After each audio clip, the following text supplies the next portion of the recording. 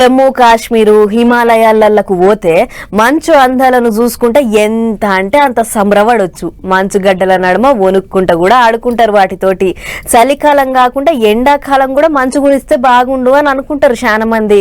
ఆ మోపునున్నాయి మరి ఎండలు. ఎండాకాలం ఎందుకు మంచు పడుతుంది, మంచు గడ్డలు ఎందుకు పడతాయి అని అంటారా? ముందుగల నేను కూడా అదే అనుకున్నా గాని 45 డిగ్రీల ఎండల కూడా మంచు కురిసింది. ఇంతకు ఏడా అనంటే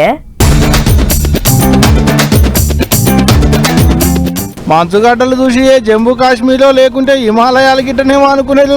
అదేం కాదు, మన హైదరాబాద్ పట్నం. హైదరాబాదే.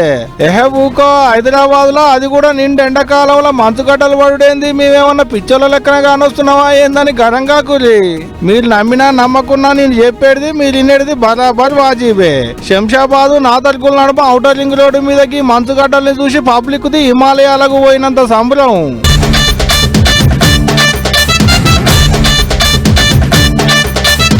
రోడ్డు మీద మంచు ముక్కలు పడితే అని లెగులుకుంటా ఒక మురిపం కాదు పో.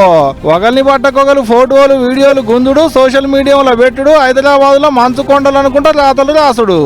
మరి ఎండలేమన్నా తక్కువ కొడుతున్నాయా? గింతగానం ఎండలయ్యాల కూడా మంచు గడ్డలు రాలుడు అంటే ఇచ్చంతరమే కదా మరి.